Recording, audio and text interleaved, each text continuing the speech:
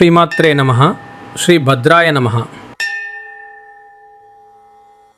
ఈ ప్రపంచంలో కొందరుంటారు, చాలా మంచి మనసుతో 10 మందికి సహాయం చేస్తారు, కానీ చివరికి అదే వ్యక్తుల చేత అవమానాలు ఎదుర్కొంటారు. వీటిని మనసులో పెట్టుకుని రోజులు నెలలు బాధపడుతుంటారు. ఒక్కోసారి విపరీతమైన కోపం వస్తుంది. ఆ కోపం తగ్గిన తర్వాత అలా మాట్లాడకపోయినా బాగుండేది అని తమలో తామే బాధపడుతుంటారు. ఎవరైనా ఒక మాట అంటే ఆ మాటను 100 సార్లు మనసులో తిరిగేస్తూ నిద్ర కూడా పోగొట్టుకుంటారు. బయటకు చాలా ధైర్యంగా కనిపిస్తారు, కానీ లోపల మాత్రం ఎంతో సున్నితమైన హృదయం ఉంటుంది. మరికొందరు జీవితంలో 10 మందికి ఉపకారం చేస్తారు, కానీ ప్రతిఫలంగా కృతజ్ఞత రాకపోగా నిందలు, అపార్థాలు, అవమానాలే ఎక్కువగా ఎదురవుతాయి. అప్పుడు ఇక ఎవరికీ సహాయం చేయకూడదు అని నిర్ణయించుకుంటారు. అయినా మళ్ళీ ఎవరైనా కష్టంలో కనిపిస్తే వారి మనసు ఊరుకోదు. ఇలాంటి మనస్తత్వానికి కేవలం స్వభావమే కారణం కాకపోవచ్చు. కొన్నిసార్లు జ్యోతిష్య శాస్త్రం చెప్పే కొన్ని యోగాలు, కొన్ని దోషాలు కూడా కారణమవుతాయి. అలాంటి దోషాలలో ఒకటి విష్టికరణ జనన దోషం. ఈ విష్టికరణాన్నే భద్రకరణం అని వ్యవహరిస్తుంటారు. తిథి, వారం, నక్షత్రం, యోగం, కరణం అనే 5 అంగాల సమాహారాన్నే పంచాంగం అంటారని మీకు తెలిసే ఉంటుంది. ఈ 5 అంగాలలో ఒకటైన కరణం మనిషి కార్యాచరణను, నిర్ణయ శక్తిని, ముఖ్యంగా మనస్సు స్పందించే విధానాన్ని ప్రభావితం చేస్తుందని చెబుతుంటారు. అందుకే విష్టికరణంలో జన్మించిన వారి గురించి గ్రంథాలు ఇలా చెబుతున్నాయి. అతి కోపవతి విష్ట్యాం ప్రచండ సాహసోద్యమః మనక్లేశం సదా తస్య చిత్తం చైవ చలాచలం. ఈ శ్లోకం ప్రకారం వీరికి ఆవేశం త్వరగా వస్తుంది. వెనకా ముందు ఆలోచించకుండా సాహస నిర్ణయాలు తీసుకుంటారు. అసలు బాధ బయటకు కనిపించదు, కానీ లోపల మనస్సు నిరంతరం సంఘర్షణతో ఉంటుంది. ఒక క్షణం ధైర్యం, మరో క్షణం నిరాశతో మనస్సు అస్సలు స్థిరంగా ఉండదు. మరో గ్రంథం వివరంగా ఇలా చెబుతోంది. విష్ట్యాం జాతో భవేత్ క్రూరో ధర్మయుక్తః పరోపకృత్ విరోధీ సర్వకార్యేషు పరోచ్చిష్టరతః సదా దుర్బుద్ధిః సాహసి ప్రాజ్ఞో భవేద్వ్యాధిని పీడితః కష్టసాధ్యే చ కార్యేషు రతః శత్రుభయాన్వితః. ఈ శ్లోకాల విశ్లేషణ ప్రకారం వీరు బయటకు కఠినంగా కనిపించిన లోపల సహాయ గుణం, ధర్మబుద్ధి ఎక్కువగా ఉంటాయి.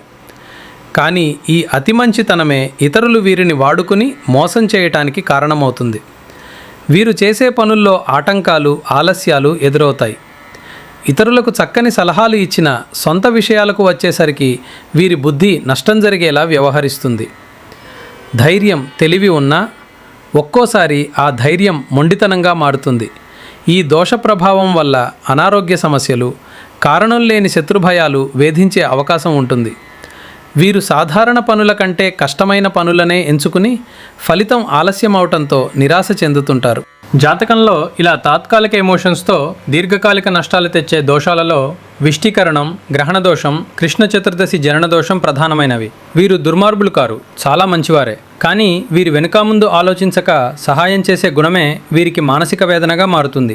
అయితే శాస్త్రాలు ఈ దోషాలకు తగిన శాంతి విధానాలను కూడా పేర్కొన్నాయి. శౌనక, బోధాయనాది మహర్షులు ఎన్నో ప్రక్రియలను అనుగ్రహించారు. ద్వివిధాకలు విజ్ఞేయ బ్రహ్మయోని సనాతని తపః కర్మచ యత్పుణ్యం ఇత్యేష విదుషాం నయః వివిధం కర్మ విజ్ఞేయం ఇజ్జా దానం చ తన్మఖే విముక్త సర్వపాపేభ్యః ఇతి చైవ నిబోధత అని మహాభారతం చెబుతోంది. మనకున్న దోషాలు, పాపాలు తొలగి శ్రేయస్సు, ఉత్తమ స్థితిని పొందడానికి మనుషులు తపస్సు, పుణ్యకర్మానుష్ఠానం అనే 2 విధాలు ఆచరించాలి.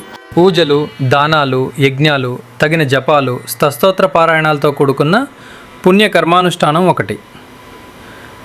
శరీరం, మనస్సు, బుద్ధిలకు అలసత్వం, బద్ధకం రాకుండా ఈ 3ంటిని యాక్టివ్గా, సన్నద్ధంగా, దృఢంగా ఉంచుకుంటూ విల్ పవర్తో, సహనంతో ఎదురవుతున్న అన్ని కష్టాలను ధైర్యంగా, మనసులో వ్యతిరేక భావాలు, దుఃఖభావాలు లేకుండా ఎదుర్కోవటమే నిజమైన తపస్సు. సమస్యలు కూడా మనుషులాగే భయపడితే మరింత భయపెడతాయి. కాబట్టి సమస్యలను చూసి భయపడే అలవాటును క్రమంగా వదిలి ధైర్యంగా ఎదుర్కొనే అభ్యాసాన్ని పెంపొందించుకోవాలి. పుణ్యకర్మానుష్ఠానం, తపస్సు అనే 2 పద్ధతుల వల్ల మనుషులు తమకున్న దోషాలు పోగొట్టుకుని ఉన్నతిని సాధిస్తూ ఉండాలి. శాంతి పూజల వల్ల సగం వరకు మాత్రమే దోషాలు ఉపశమించవచ్చు, మిగతా సగం తపస్సు చేయవలసింది ఉంటుంది. ఎదురైన కష్టాన్ని ఇష్టంతో స్వీకరిస్తే అది తపస్సు అవుతుంది. ఆ ఇష్టంగా భరిస్తే అది శిక్ష మాత్రమే అవుతుంది. మహర్షులు దర్శించి చెప్పిన ధర్మాలను శ్రద్ధగా ఆచరించటం కూడా తపస్సే. ఇక ఆయా శాంతులు నిర్వహించుకోవటానికి తగిన అర్హత కూడా ఉండాలి. అంటే శాంతి కోసం అప్పులు చేయరాదు. తన ఆదాయం సమృద్ధిగా ఉన్నప్పుడే శాంతి ప్రక్రియలు చేపట్టాలి. ఒకవేళ ఆర్థిక ఇబ్బందులు ఉంటే శాంతి పూజల కంటే తపస్సు మార్గం శ్రేష్టమైనది. తపస్సు అంటే శరీరం, మనస్సు, బుద్ధి ఈ మూడింటిని క్రియాశీలకంగా మారేలా ఒక ప్రణాళికతో తగిన ధర్మాలను ఆచరిస్తూ మహర్షులు నిర్దేశించిన జపాలు లేదా స్తోత్రాలను పారాయణం చేయటం. ప్రస్తుతం మనం చర్చిస్తున్న విష్టికరణ లేదా భద్రకరణ, జనన దోష నివారణ జరిగేలా అత్యంత ఉపయోగపడే స్తోత్రాలు ఈ వీడియోలో ఉన్నాయి. ఈ స్తోత్రాలు ఆయా గ్రంథాల నుంచి మరియు పండితుల నుంచి సేకరించి ఒకే దగ్గర సంకలనం చేసి అందించడం జరిగింది. మొదట గణపతి ప్రార్థన, తర్వాత కొన్ని శాంతి గ్రంథాలు. విష్టికరణ అధిదేవతగా యమధర్మరాజును ఆరాధించాలని పేర్కొన్నాయి. అందుకని యమధర్మరాజు స్తోత్రాలు.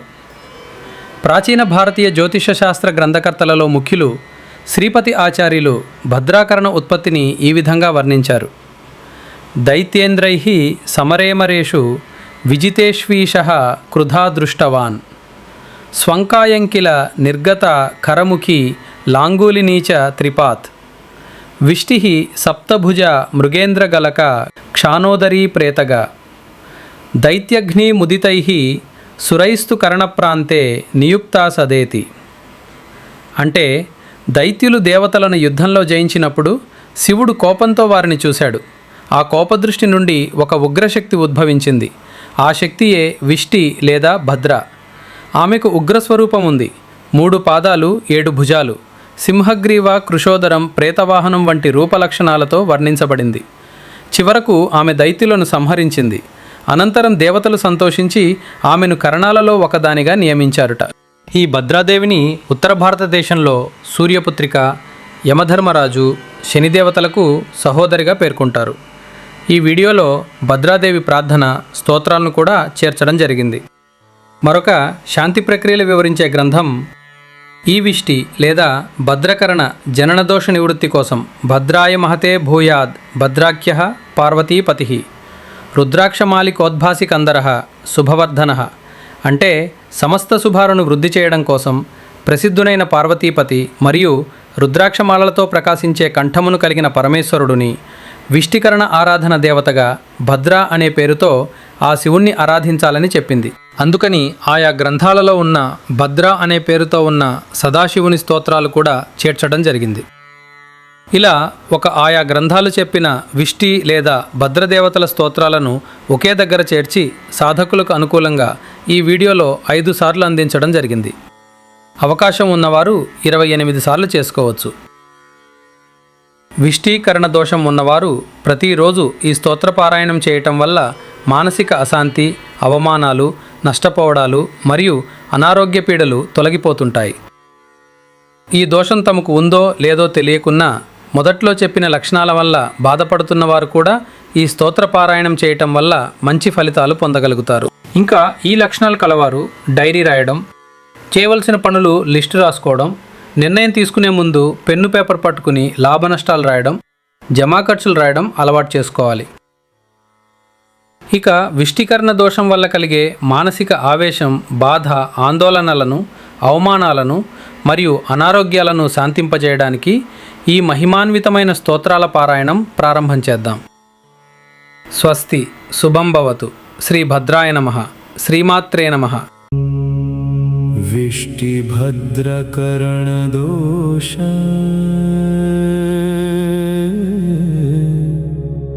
निवारणस्तोत्रसङ्कलनम् वक्रतुण्डमहाकाय सूर्यकोटिसमप्रभा निर्विघ्नं कुरु मे देव सर्वकार्येषु सर्वदा. गजाननं भूतगणादिसेवितम्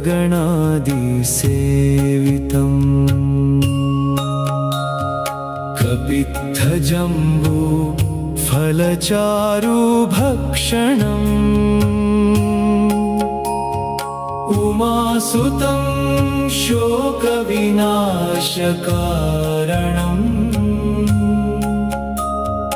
नमामि विघ्नेश्वरपादपङ्कजम्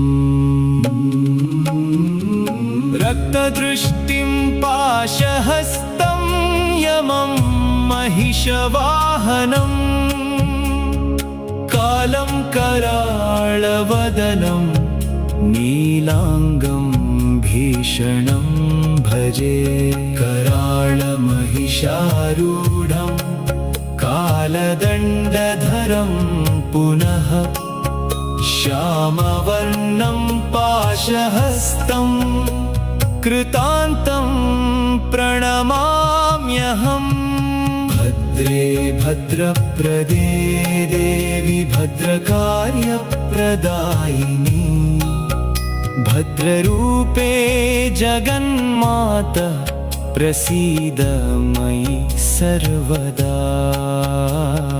भद्रे भद्रप्रदे देवी भद्रकार्यप्रदायिनी मम कार्यं प्रसीद त्वं विघ्नान् सर्वान् व्यपोहय विष्टिरूपे महादेवी कालरूपे भयङ्करी प्रसन्ना वरदा भूत्वा मम दोषं व्यपोहय कृष्णवर्णा महाघोरां खड्गखेटकधारिणी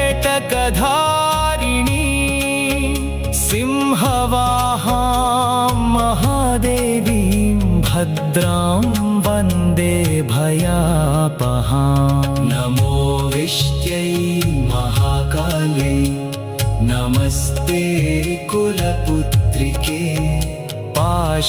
पाशाङ्कुशधरे देवी भद्रे देवी नमोऽस्तु ते अन्यादधिमुखी भद्रा महामारी खरानना कालरात्रिर्महारौद्री विष्टिश्च कुलपुत्रिका भैरवी च महाकाली असुरक्षयकारिणी द्वादशैतानि नामानि प्रातरुत्थाय यः पठेत् न तस्य व्याधिपीडा च करणादुत्पद्यते क्वचित् सर्वदोषविनिर्मुक्तो भद्रादेव्या प्रसादतः भद्राय महते भूयात् भद्राख्यः पार्वतीपतिः रुद्राक्षमालिकोद्भासी कन्धर शुभवर्धनः भद्रं भद्रमिति प्राहु शिवनाममनीषिणः तस्मात् भद्रत्वसिद्ध्यर्थं भद्रं ध्याये सदा शिवं मां पातु देवो भुवनैकनाथः संसारकूपे पतितं गभीरे तन्मङ्गलं भद्रमनूनवीर्यं शिव सदा रक्षतु मां शरण्यः नमः शान्ताय भद्राय शिवाय परमात्मने भद्ररूपाय देवाय सर्वमङ्गलदायिने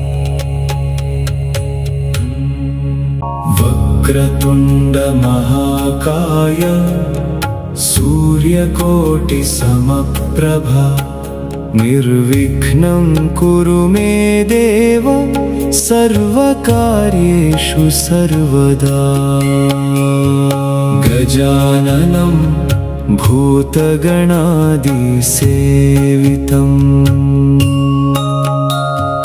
कपित्थजम्बू फलचारुभक्षणम् उमासुतं शोकविनाशकारणम्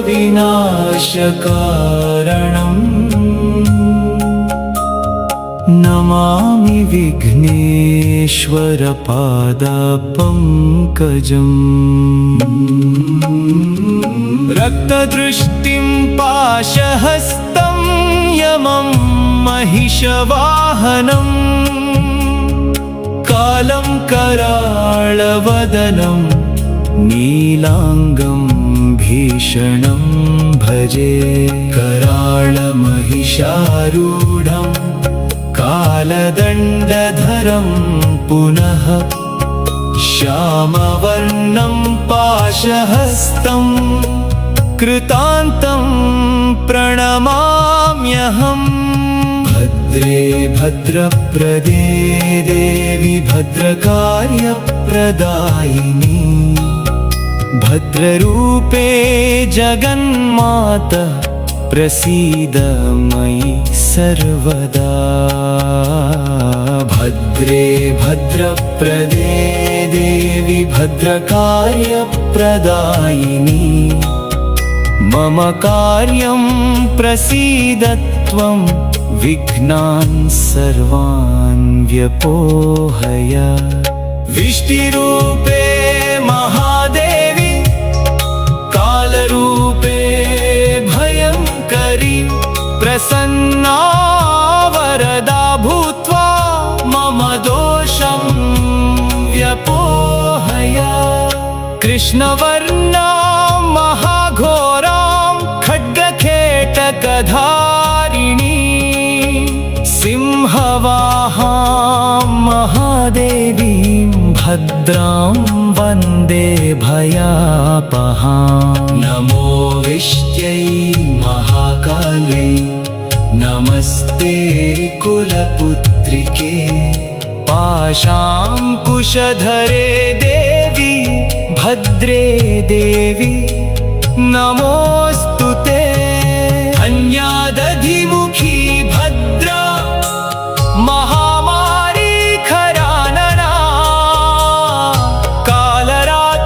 कालरात्रिर्महारौद्री विष्टिश्च कुलपुत्रिका भैरवी च महाकाली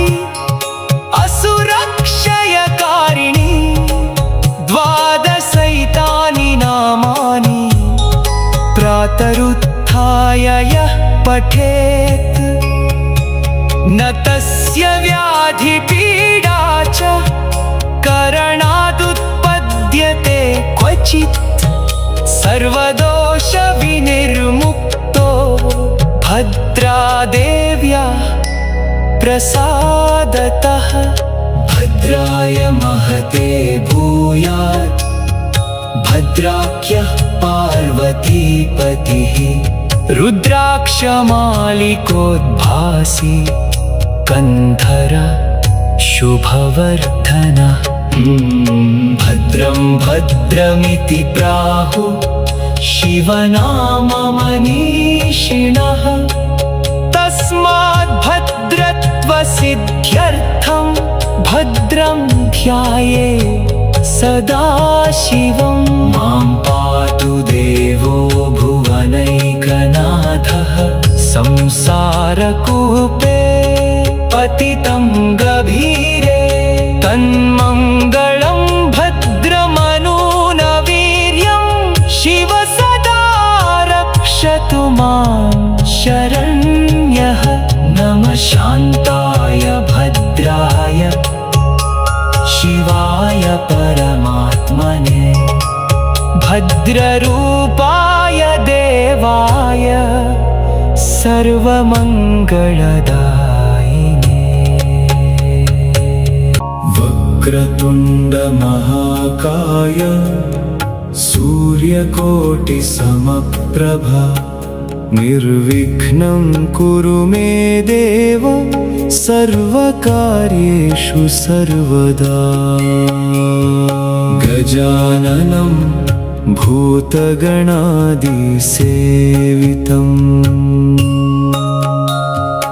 कपित्थजम्बू फलचारुभक्षणम्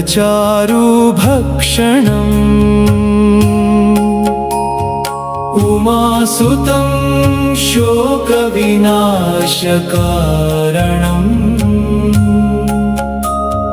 नमामि विघ्नेश्वरपादपङ्कजम् रक्तदृष्टिं पाशहस्तं यमं महिषवाहनम् कालं कराळवदनं नीलाङ्गं भीषणं भजे कराळमहिषारूढम् कालदण्डधरं पुनः श्यामवर्णं पाशहस्तं कृतान्तं प्रणमाम्यहम् भद्रे भद्रप्रदे देवी भद्रकार्यप्रदायिनी भद्ररूपे जगन्माता प्रसीद मयि सर्वदा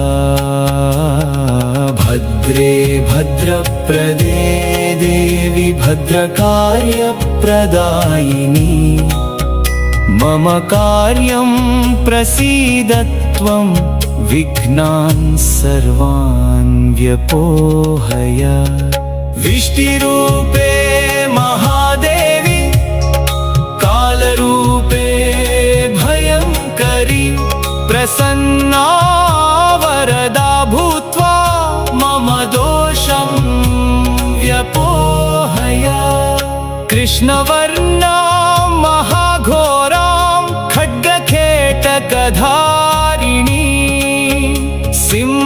सिंहवाहां महादेवीं भद्रां वन्दे भयापहां नमो विष्ट्यै महाकाले नमस्ते कुलपुत्रिके पाशाङ्कुशधरे देवी भद्रे देवी नमोऽस्तु ते अन्यादधिमुखी भद्रा महामारी खरानना कालरात्रिर्महारौद्री विष्टिश्च कुलपुत्रिका भैरवी च महाकाली असुरक्षयकारिणी द्वादशैतानि नामानि प्रातरुत्थाय यः पठेत् न तस्य व्याधिपीडा च करणादुत्पद्यते क्वचित् सर्वदोषविनिर्मुक्तो भद्रादेव्या प्रसादतः भद्राय महते भूयात् भद्राख्यः पार्वतीपतिः रुद्राक्षमालिकोद्भासी कन्धर शुभवर्धनः भद्रं भद्रमिति प्राहु शिवनाममनीषिणः तस्मात् भद्रत्वसिद्ध्यर्थं भद्रं ध्याये सदा शिवं मां पातु देवो भुवनैकनाथः संसारकूपे पतितं गभीरे तन्मङ्गलं भद्रमनूनवीर्यं शिव सदा रक्षतु मां शरण्यः नमः शान्ताय भद्राय शिवाय परमात्मने भद्ररूपाय देवाय सर्वमङ्गलदायिने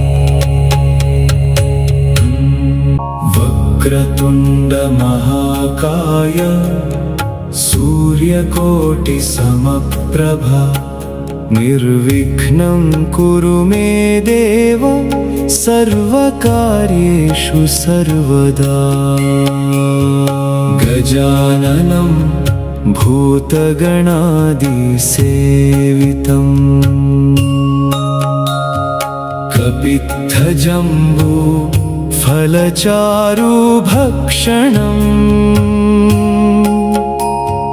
उमासुतं शोकविनाशकारणम्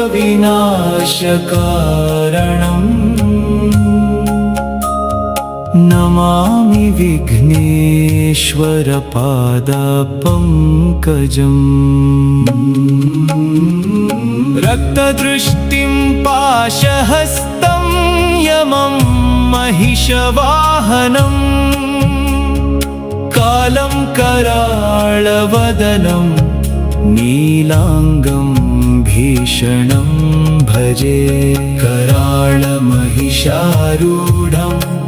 कालदण्डधरं पुनः श्यामवर्णं पाशहस्तं कृतान्तं प्रणमाम्यहम् भद्रे भद्रप्रदे देवी भद्रकार्यप्रदायिनी भद्ररूपे जगन्माता प्रसीद मयि सर्वदा भद्रे भद्रप्रदे देवी भद्रकार्यप्रदायिनी मम कार्यं प्रसीद त्वं विघ्नान् सर्वान् व्यपोहय विष्टिरूपे महादेवी कालरूपे भयङ्करी प्रसन्ना वरदा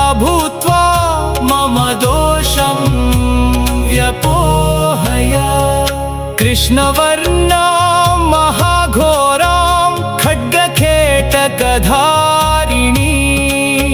सिंहवाहां महादेवीं भद्रां वन्दे भयापहां नमो विष्ट्यै महाकाल्यै नमस्ते कुलपुत्रिके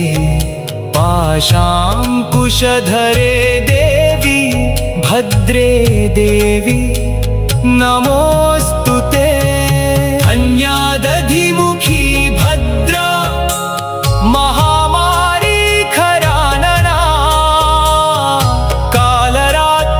कालरात्रिर्महारौद्री विष्टिश्च कुलपुत्रिका भैरवी च महाकाली असुरक्षयकारिणी द्वादशैतानि नामानि प्रातरुत्थाय यः पठेत् न तस्य व्याधिपीडा च करणादुत्पद्यते क्वचित् सर्वदोषविनिर्मुक्तो भद्रादेव्या प्रसादतः भद्राय महते भूयात् भद्राख्यः पार्वतीपतिः रुद्राक्षमालिकोद्भासी कन्धर शुभवर्धनः भद्रं भद्रमिति प्राहु शिवनाममनीषिणः तस्मात् भद्रत्वसिद्ध्यर्थं भद्रं ध्याये सदा शिवं मां पातु देवो भुवनैकनाथः संसारकूपे पतितं गभीरे तन्मङ्गलं भद्रमनूनवीर्यं शिव सदा रक्षतु मां शरण्यः नमः शान्ताय भद्राय शिवाय परमात्मने भद्ररूपाय देवाय सर्वमङ्गलदायिने वक्रतुण्डमहाकाय सूर्यकोटिसमप्रभा निर्विघ्नं कुरु मे देव सर्वकार्येषु सर्वदा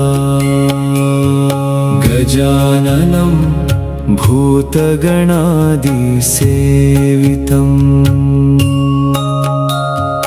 कपित्थजम्बू फलचारुभक्षणम्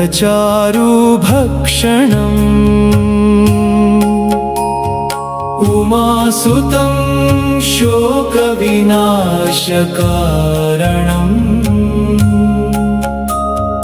नमामि विघ्नेश्वरपादपङ्कजम् रक्तदृष्टिं पाशहस्तं यमं महिषवाहनम् कालं कराळवदनं नीलाङ्गं भीषणं भजे कराळमहिषारूढं कालदण्डधरं पुनः श्यामवर्णं पाशहस्तं कृतान्तं प्रणमाम्यहम् भद्रे भद्रप्रदे देवी भद्रकार्यप्रदायिनी भद्ररूपे जगन्माता प्रसीद मयि सर्वदा भद्रे भद्रप्रदे देवी भद्रकार्यप्रदायिनी मम कार्यं प्रसीद त्वं विघ्नान् सर्वान् व्यपोहय विष्टिरूपे महादेवी कालरूपे भयङ्करी प्रसन्ना वरदा भूत्वा मम दोषं व्यपोहय कृष्णवर्णा महाघोरां खड्गखेटकधारिणी सिंहवाहां महादेवीं भद्रां वन्दे भयापहां नमो विष्ट्यै महाकाल्यै नमस्ते कुलपुत्रिके पाशाङ्कुशधरे देवी भद्रे देवी नमोऽस्तु ते अन्यादधिमुखी भद्रा महामारी खरानना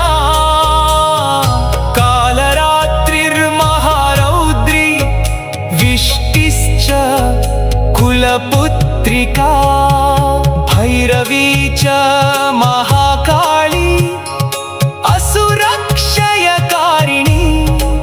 द्वादशैतानि नामानि प्रातरुत्थाय यः पठेत् न तस्य व्याधिपीडा च करणादुत्पद्यते क्वचित् सर्वदोषविनिर्मुक्तो भद्रादेव्या प्रसादतः भद्राय महते भूयात् भद्राख्यः पार्वतीपतिः रुद्राक्षमालिकोद्भासी कंधर शुभवर्धनः भद्रं भद्रमिति प्राहुः शिवनाममनीषिणः तस्मात् भद्रत्वसिद्ध्यर्थं भद्रं ध्यायेत् सदा शिवं मां पातु देवो भुवनैकनाथः संसारकूपे पतितं गभीरे तन्मङ्गलं भद्रमनूनवीर्यं शिव सदा रक्षतु मां शरण्यः नमः शान्ताय भद्राय शिवाय परमात्मने भद्ररूपाय देवाय सर्वमङ्गलदाय